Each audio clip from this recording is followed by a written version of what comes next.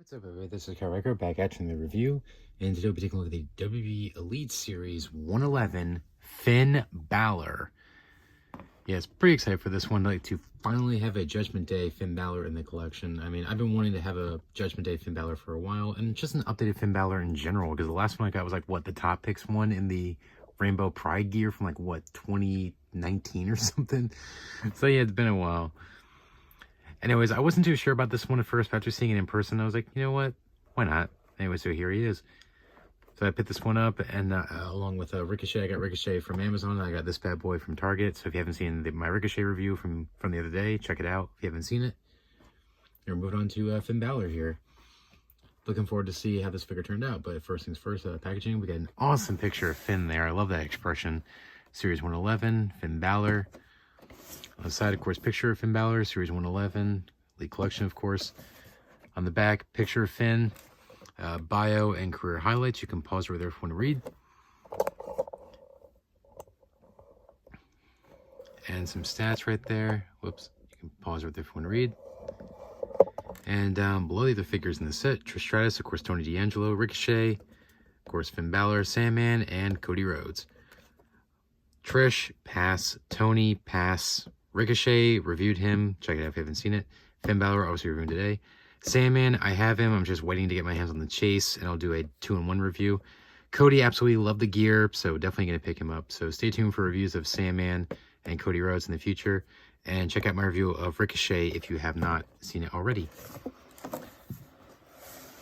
There's that's it for the packaging. So let's open up Finn Balor and see what we have here. We'll be right back. Here's Finn Balor out of his packaging, and pretty sweet figure. I wouldn't say he's like a phenomenal figure, but still not too bad. Very nice figure. Very glad to have this. It's not perfect, but still pretty sweet.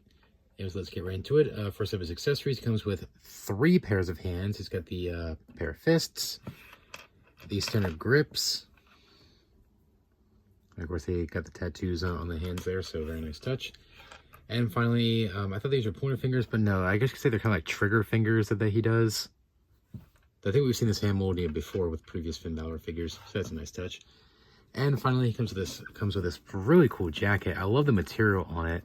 However, just by feeling the material, it may leave stains on the figure here and there over time. So I would say, you know, just be careful with it. Make sure it doesn't get too warm in your display case or wherever you're displaying this. Or maybe don't leave the jacket on too much. Still very nice. I like the silver zipper detail up here. Nice. Like I said, I really like the material. Sweet. Now here's Finn Balor, ready for action.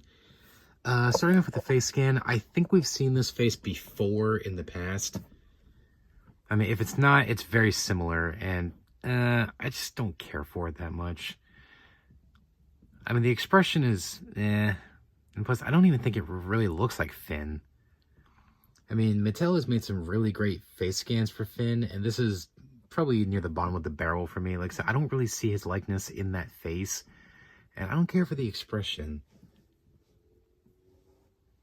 I mean, I guess it's the closest like heel head scan they have for Finn, but they could have done a new one, especially with his gear being mostly black. I mean, it's like a cost-saving measure somewhat.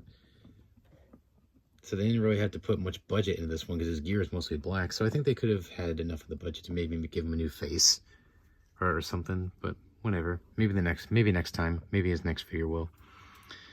Got the tattoo there on his shoulder. It looks like it says 7. I don't know. Got the arm sleeves here.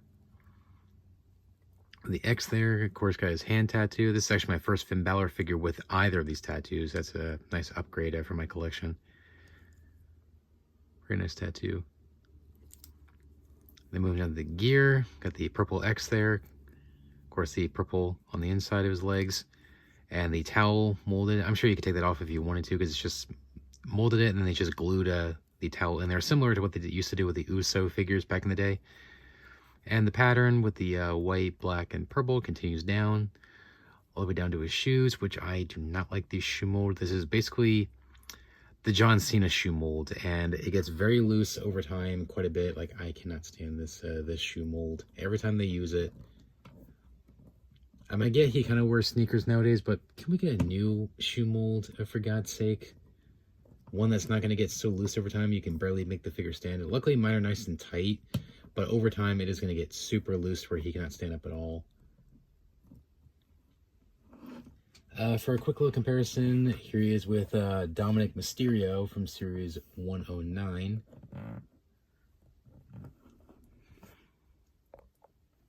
And displays very nicely together.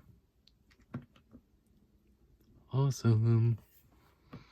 Articulation, standard for Elite figures. Head rotates 360, can go up and down. Arms rotate 360, can go in and out. Bicep, double jointed in the elbow. Love that. Rotate at the wrist and then hinge at the wrist. Ab crunch. One of the better ab crunches. Swivel at the waist. Legs forward and back, in and out. Rotate the thigh. Double jointed in the knee.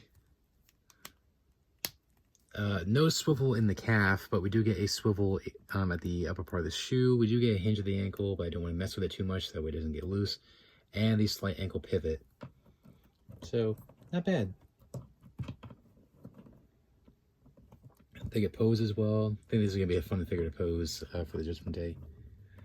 So I'd say maybe not the most exciting figure or not the best Finn Balor figure, but still not too bad. Final thoughts. Overall, while this is not the most exciting or greatest Finn Balor figure, this figure is actually not too bad. I honestly really enjoy it. It's not perfect. Only real complaints with it is, of course, the shoe mold. I wish they would give us a new shoe mold. And also the head scan, as I mentioned, like I said. I don't care for it that much. But other than that, I like this figure. I like the jacket, I like the gear, I like the hand choices. The posability is nice. So I think it's actually a very solid addition to my collection. And it's definitely going to fit in well with my Judgment Day. So anyways, pretty glad to have this.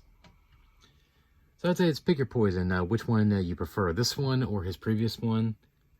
Or I'd say if you're a Finn Balor completist, like you gotta have every Finn Balor figure, that I would say go for it. But if you're not a Finn Balor completist, I would say it's up to you. Anyways, thanks for watching, guys. Please rate, comment, and subscribe. Be sure to check out my previous review, which was the Ricochet from the same series. Stay tuned for a future double review of the Sandman, regular and Chase from this set.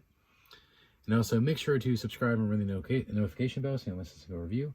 And stay tuned for more reviews, not just WWE action figures, but AEW action figures, toy hunts, stop motions, and a whole lot more. So make sure to subscribe so you don't miss it.